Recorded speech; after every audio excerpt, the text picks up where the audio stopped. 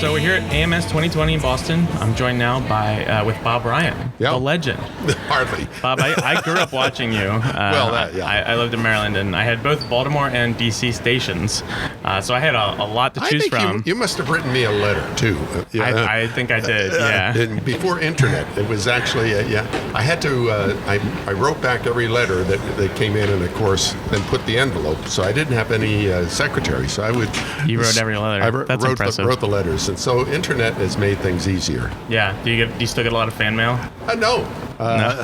That's good. I do a few things on Facebook, and related to climate sometimes, and just continuing the hoax. So I get feedback on that. Yeah.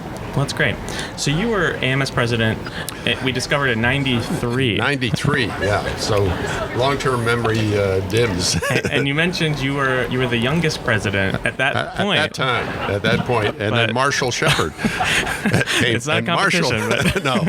Marshall was the youngest. Gotcha. And still is, yeah. So... I mean, I want to ask what has changed, but that seems too broad of a question. I guess we're at the Centennial meeting right now. It's a big meeting. It's in Boston. It's where AMS is headquartered. What are some of the threads or some of the new topics that you see that we're talking about a lot more at this meeting compared to in 93? I think, the American Meteorological Society, but society now has come so much into what we do and what we should be doing in the atmospheric sciences, the oceanographic community, and the response and the meeting the needs of society, whether it's information, decision making, but also planning. And I think before we were thinking we're meteorologists and it's a science and we're working on the science side. And I've often used the analogy that we spend all this time creating and looking and then hitting the go button for here's the forecast. And then what happens, though, when the forecast reaches the user? So the decision part of the integration of our science with society is becoming more and more. And you look around at some of the papers and so forth, urban planning, implications, long-term societal needs. That's the interesting thing, I think, and it's great that what we're doing. When I was before president, I was on the council and then a commissioner, and during that period, the council approved the creation of the Journal of Climate. So we did before. In the early years of the American Meteorological Society, there was no Journal of Climate. Wow. That's wild. It's pretty recent. Yeah. It's pretty recent. Yeah.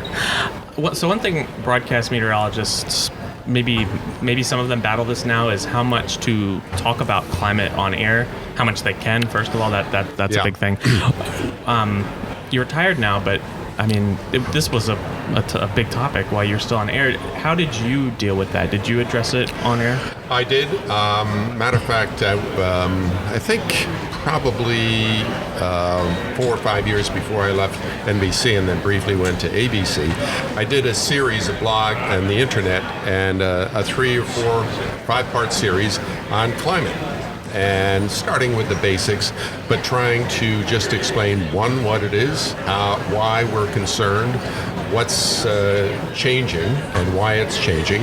And I got a fair amount of feedback on that, but most of it in Washington, I think, was positive.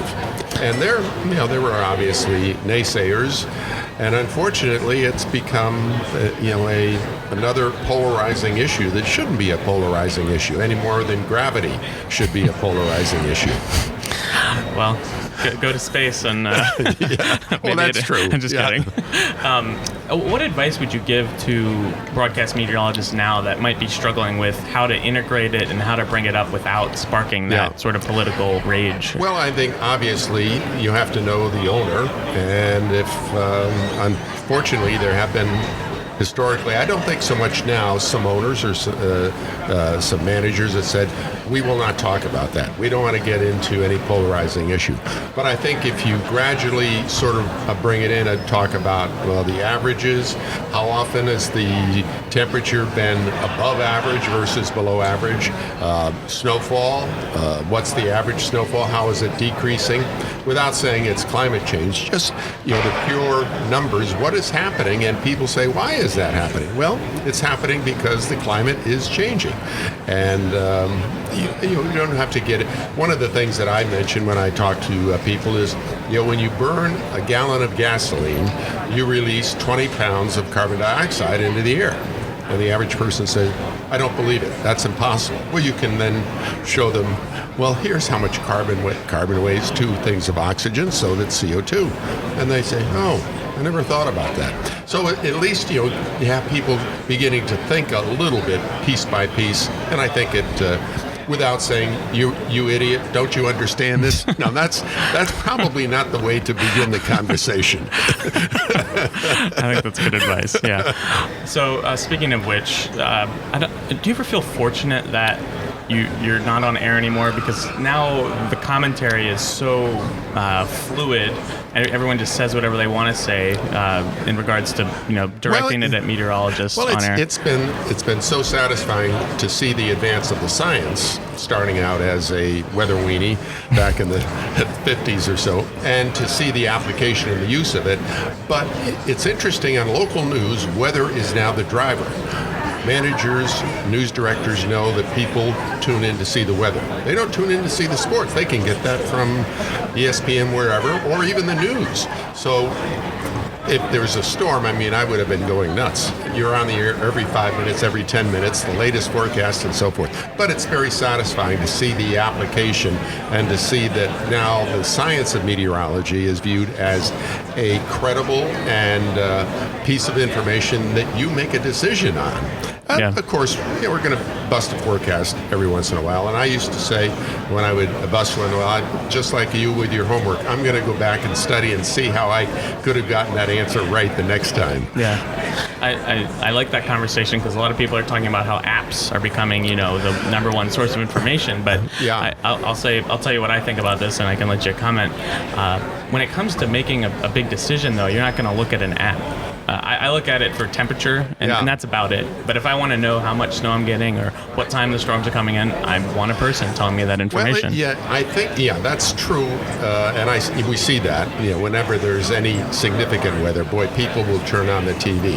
But I think I'm a little concerned with apps because that was what we had 70, 80 years ago in the newspaper, was a little cloud symbol or a little sun symbol.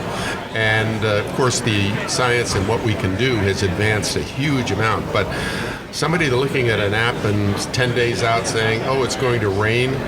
We've got to, I think, going forward, even though it's an app, have something that is a lot more useful for people making decisions. I think that will come along.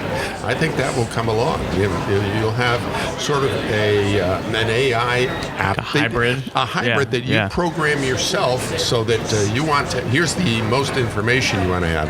And so, I think that will come along. Any entrepreneurs out there listening, tackle that. I gave a talk once, and I used Princess Leia there in the famous Star Wars.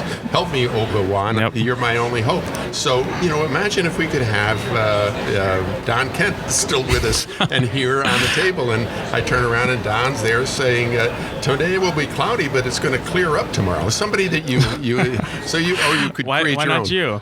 No, yeah. Let's get the reporter on. Help me, Don Kent. You're my only hope.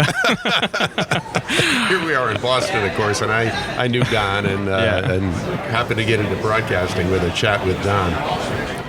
So, I'm sort of changing subjects here. I'm a big snow fan, snow weenie. Yeah. I'm not sure about you. I'm curious if there's a particular event that you really enjoyed covering during your career, or types of events that you really enjoyed covering. Well, the snow, obviously, and here in Boston, I was here during the blizzard of '78, which I think, to me, looking at it and the impact, and of course the terrible loss of life, people on 128 got trapped and could not move. So the blizzard of '78 still still, I think, was memorable and the biggest storm for me. And there were a couple of big storms in Washington when the government actually shut down, which made it very productive. But so that and the impacts again are the things. So, but to me, the blizzard of '78 here in Boston was still the biggest one. Gotcha. I remember. I don't know if you remember February 2010. We had those back-to-back storms in DC. Pretty exciting. Man. I was a senior in high school, and so we didn't have school for like 2 weeks. It was the best.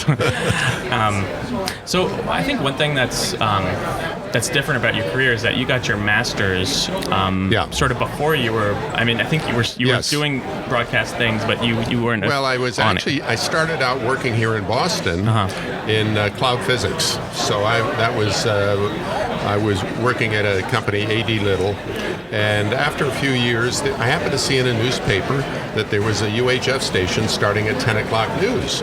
And so I called the news director, or who was listed in the paper. I said, are you thinking about a meteorologist? And he said, yeah. So I don't know why. I went down. I had practiced on a shirt cardboard a little bit, and it was back in the big red hair days. And who knows why. So, it was like, congratulations. And now what do I do? So I had a teletype machine and a fax machine, and I did the weather, and it was pretty stiff. I had some of my one of my old broadcasts, which is very humorous to watch, and then I was still doing my regular job in research, and I'd come down here at 9 o'clock, do 10 o'clock news, and then one day, after only a few months, I got a call on a Wednesday, don't bother coming in. I said, why not? He said, they've canceled the news. So that was interesting. They canceled the news. They canceled the 10 o'clock news. Oh, geez. It was a UHF, and I think it was. So one thing led to another. Somebody was on strike, and I went and worked in Providence for a while. And then after about 74, I think was the last, I had a couple papers come out, and some research funding gradually dried up in the early 70s. And then I was off onto a TV career. So. Wow. That career path, I think, is becoming more common. But I feel like at that point, that was a rarity. Oh, yeah. I mean, I had published a number of things, and I remember my father talking to my then girlfriend, now wife, saying, can you talk some sense into him? Does he know what he's doing? You're leaving this profession and you're going into television. This will be. Did it feel like a risk when you did it, or did you just? No, it didn't feel like a risk. When you're in your 20s, not much feels like a risk. Yeah. I drive 80 miles an hour from Boston to Providence in an Oldsmobile 88. So that did no risk in that. I guess there was probably a lot of benefits from having that experience. I think so. Yeah. I mean, I look back and there are other things that I said, well, why did you do that? But it comes along and it seems like a good idea at the time. And I always, I obviously learned going into broadcasting how to use my voice more and different things. But I always loved the weather. I mean, people say, what are you going to do now? I said, well, you can't take the weather away from me. So I may be not doing as much, but I always love the weather, and I have often said to broadcasters, if you can't be enthusiastic about what you're doing and what you're talking about, how do you expect the person on the other end to be enthusiastic about watching you? People would say, you're so enthusiastic. I said, yeah, I just love the weather. I love talking about it. So I was lucky. That was the way I was born. Is there a skill or a skill set that you would advise a early, mid-career on-air person to have now that might put them sort of a step ahead? I would say have a wonderful partner who is your best critic and pay attention to them. My wife has always picked out what I would wear. So, and I would look like a real goofball if I was the one who picked it. She has a great sense and great judgment in saying, here, wear this, here, wear that. And she was a pretty good critic watching me on air, too. Would you have some notes ready? Or? Oh, no notes. Sometimes it would say, why did you say that? But, most of the, she was very, very, and when I did the Today Show for a couple of years, she got up at 2 o'clock in the morning morning with me to pick out what I should wear that my day. gosh. And then it set me on my way. So hopefully she was getting a pay cut there. Yeah. Well, Bob, thanks so much for joining us today, and we really appreciate it, and we look forward to future conversations. Young broadcasters, go for it. I mean, who knows what 50 years from now will be. Here we are. Ah, geez, yeah. I was in the AMS for more than 50 years, so plan on 150. I'll to get back at Marshall, I'll try to become the youngest president. There I'm just you kidding. are. All right, thanks so much, Bob. We appreciate it. It was fun.